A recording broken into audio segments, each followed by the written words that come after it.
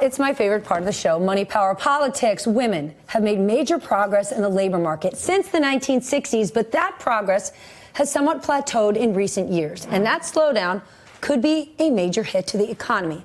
This is not a global event. The United States remains an outlier, with countries like Sweden, Germany, Canada, and the United Kingdom continuing to see positive growth in the last 20 years. This is a really important subject. Joining me now, dear friend of mine and U.S. editor for the Financial Times Alphaville, Brendan Greeley.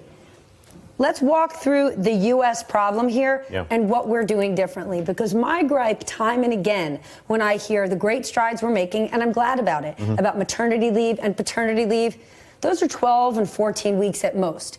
In the United States, we do not have affordable child care. We don't have jobs, especially for those at that middle income level, that coincide with being a parent.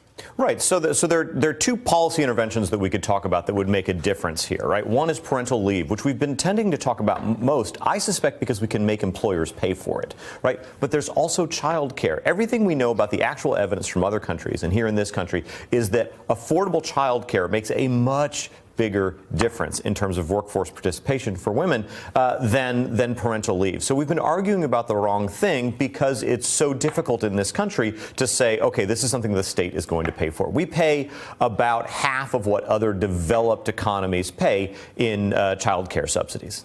So child care is one of my personal biggest expenses, but I'm in a unique situation. I can afford that child care. There are loads of families, mostly women, who are knocked out of the workforce because they cannot get a job that will pay them enough to then afford child care. And I want to share that this has now actually become already part of the 2020 dialogue. Elizabeth Warren has introduced this universal child care plan where she's saying no family would spend more than 7% of their household income on child care. Families with income below twice the poverty line would pay nothing. That's $50 grand a year for a family of four, and this program, it would cost about $700 billion over 10 years. So that number, $700 billion, is really interesting because they say it's net, which means they've done some economic modeling to figure that out. So it's really important to point out this is not a women's issue. This is a growth issue. It's also a men's issue, by the way. It's a family issue. It's a family issue because it's something that you and I have talked about a lot. I've spent a lot of time actually figuring out the child care issues in the Greeley family. But if you can bring more people into the labor force, then you can grow faster.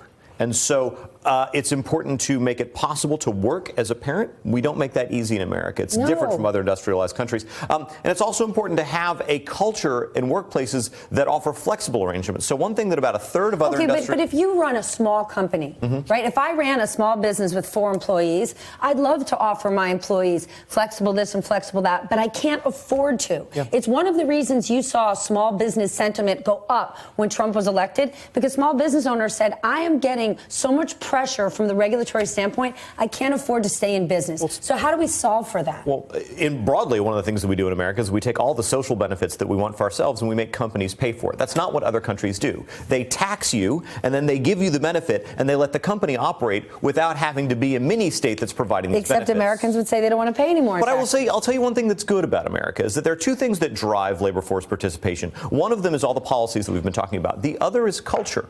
Culturally, we're better off than the United Kingdom and Germany and a lot of other developed economies. Italy, it is more acceptable for women to work here. The workload between men and women at home and at work, we're closer to countries like Sweden and Denmark than we are countries like the UK. The real difference then in terms of what they call the child penalty, the way women's income drops after having a child, has to do with policy. Again, it all comes back to what you and I have been talking about for years, which is why is child care so expensive?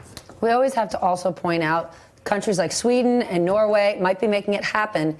They are teeny, teeny, teeny, teeny, teeny weeny compared to the United States of America. It's really hard to compare the two. Hey there, I'm Chris Hayes from MSNBC. Thanks for watching MSNBC on YouTube. If you want to keep up to date with the videos we're putting out, you can click subscribe just below me or click over on this list to see lots of other great videos.